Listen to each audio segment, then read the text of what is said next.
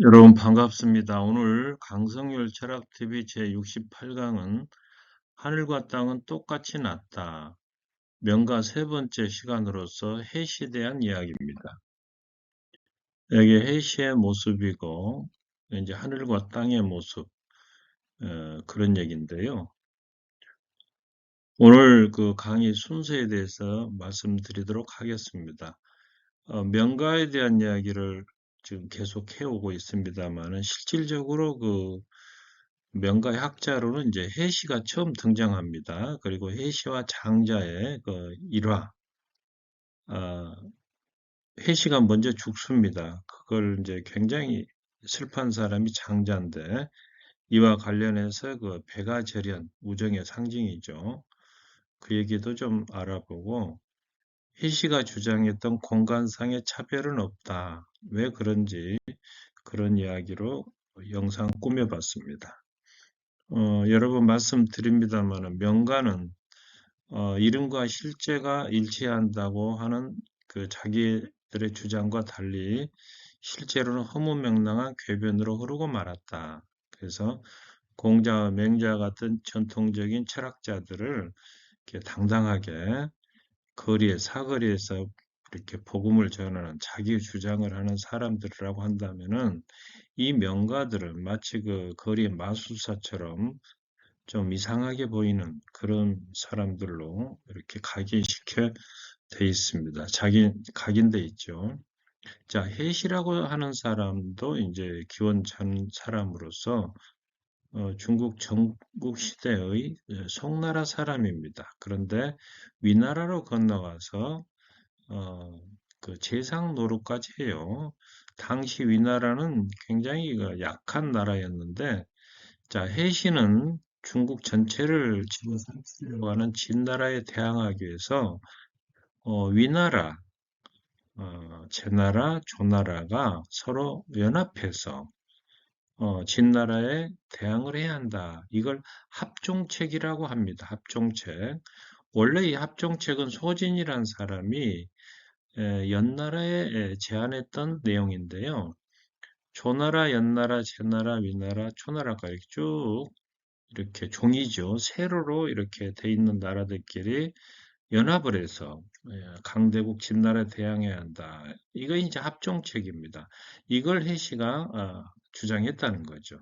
반면에 연행을 주장한 장인은 그걸 진나라에 건의를 했는데 이 동쪽에 있는 여섯 나라 중에 약소국을 도와서 이 합종책을 깨야 한다. 이거 이제 연행 옆이니까 이게 연행입니다. 그래서 연행설을 주장하는 이 장이와 불화를 한 끝에 해시는 위나라에서 쫓겨나서 초나라로 갑니다. 초나라로. 그랬다가 다시 송나라로 돌아가죠. 송나라로.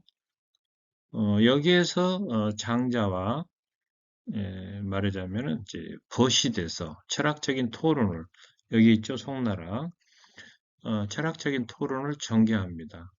그러다가 이제 해왕이 죽은 뒤에 장이가 권력을 잃자 다시 위나라로 복귀해서 합종책을 추진했던 사람이 해시입니다. 여기는 해시와 이제 장자 그림이죠. 자, 해시와 장자의 에피소드인데 해시는 원래 박학다식에서 저서가 수레로 타서 수레가 됐다고 하지만은 현재까지 전하는 것은 없고 다른 책에서 해시에 대한 이야기를 통해서 우리가 해시를 만나게 되는 겁니다. 언젠가 장자 이야기할 때 말씀드렸습니다마는 장자의 아내가 죽어서 조문을 갔는데 장자가 물동이를 두드리면서 노래를 부르고 있자 해시가 그 까닭을 묻자 장자가 이렇게 대답했다고 그랬죠. 그는 내 아내는 본래 삶도 형체도 없었고 그림자조차 없었지 않은가.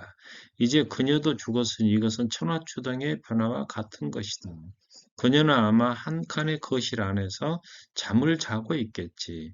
내가 처음에는 소리내 울다가 생각하니 가소롭게 짝이 없네. 이 말은 비관과 낙관을 한꺼번에 융화시킨 일종의 달관주의라고 할 수 있는데 이제 이런 말이 이제 장자에서 이런 말이 나오죠. 무를 머리로 삼고 삶을 등골로 알며 죽음을 꽁무니로 여길 수 있어야 한다. 우리의 삶과 죽음이 실은 연속된 하나의 과정일 뿐 서로 구별되는 것이 아니다. 그런 얘기죠. 자, 그러나 모든 차별이나 변화가 생기기 마련인데 이러한 것들은 결국 우리 인간의 유한한 지식으로부터 나오는 거다. 그러므로 우리는 지식의 한계를 깨닫고 무익한 시비를 벌여야 한다. 내가 옳고 내가 그르니 또 내 주장만 관철시키려고 어, 이렇게 데모하고 이런 것들은 바람직하지 않다는 거죠. 이제 장자 입장에서 보면 그렇습니다. 자, 그런데 혜시가 먼저 죽었던가 봐요. 이제 살아있을 때는 논적의 대상이었지만, 이제 막상 죽고 나니까 장자가 그 혜시 묘 앞을 지나다가 이제 너무 슬픈 거죠. 그리고 일행들에게 이런 이야기를 합니다. 초나라 수도 여기죠. 영 땅에 어떤 사람이 자기의 코에 흰 흙을 파리 날개만큼 이렇게 얇게 바르고 도끼로 깎아내게 했다. 그러자 장석이라고 하는 장인은 서슴지 않고 도끼를 들어 바람 소리 나게 말하자면 거침없이 휘둘렀다는 거죠. 그래서 이 하얀 흙을 갖다가 다 깎아냈는데 그 사람은 꿈쩍도 하지 않고 태연하게 앉아 있었다. 그만큼 이제 장석의 솜씨를 믿었다는 얘기 아니겠습니까? 그 이야기를 가만히 듣고 있던 송나라의 원군이 그렇다면 시험 삼아 내게도 한번 해보시오 이렇게 하자 장석이 하는 말이 지금은 그 근원이 되는 사람이 죽었으니 할 수 없습니다. 장석의 그런 기술을 믿고 알아주는 위인이 죽은 것처럼 내 친구 해시도 저렇게 묻혀 있으니 내가 누구와 현담을 나눈단 말이요. 현담이란 말은 거물 현자죠. 심오한 이치를 말하는 걸 말합니다. 그래서 상대를 잃어버렸으니 현담을 나눌 상대가 없다. 이걸 슬퍼하는 겁니다. 이와 관련해서 백아절연이라고 하는 고사가 있죠. 춘추시대 역시 같은 초나라에 검은고의 명수로 이름난 백아라고 하는 사람이 있었습니다. 근데 이 사람은 자기 음악을 정확하게 이해하는 친구, 종자기가 있었는데 여기에서 음을 알아준다 해서 지음하면은 지금도 마음이 서로 통하는 절친한 친구를 상징하는 용어로 지금 내려오고 있습니다. 자, 그래서 백아가 검은고로 높은 산을 표현하면 종작이 하는 말이 하늘 높이 우뚝 솟은 느낌은 태산처럼 웅장하구나 이렇게 말을 하고 백아가 검은고로 큰 강을 나타내면 종작이가 도도하게 흐르는 강물의 흐름이 마치 황하 같구나. 이렇게 맞장구를 쳐주는 거예요.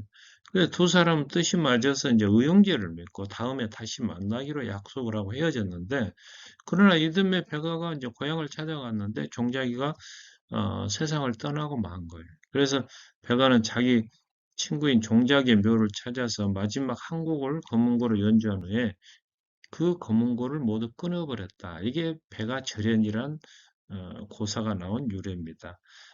내 음악을 알아주는 이가 없는데 연주해서 무엇하리요? 이런 뜻이죠.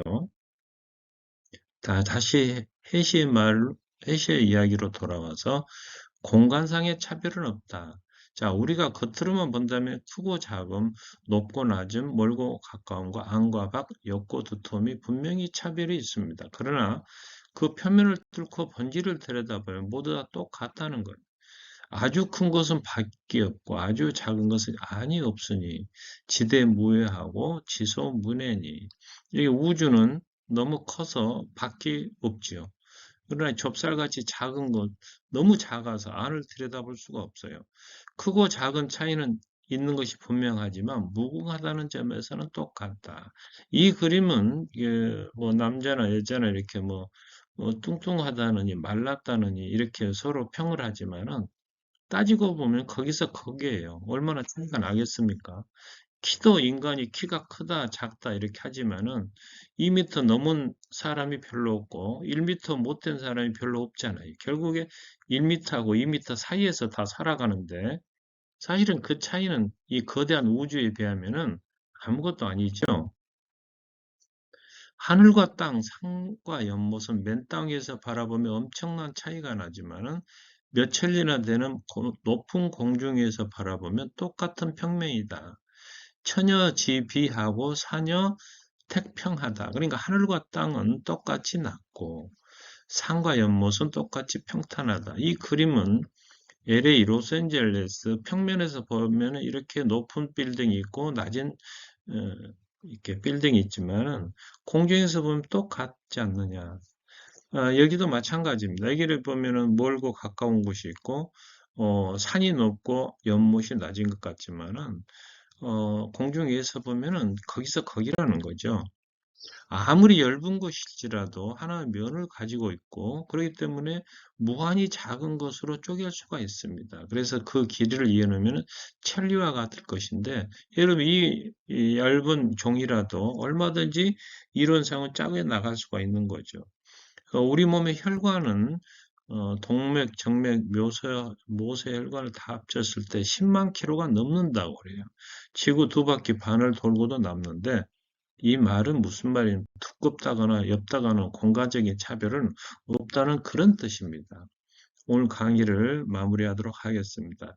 해시라고 하는 이 명가는 위나라 회양 때 제상을 지내며 합종을 주장했던 정치가이자 또 철학자 사상가이기도 합니다. 그래서 고향인 송나라로 돌아서 장자와 철학을 토론했는데 여기에서 이제 배가 제련의 고사까지 알아봤고요.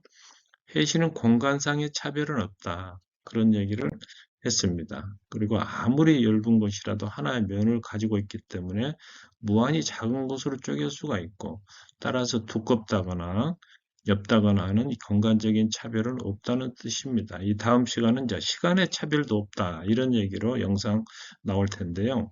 오늘도 영상이 좋으셨다면 구독과 좋아요 부탁드리며 끝까지 시청해 주셔서 감사합니다.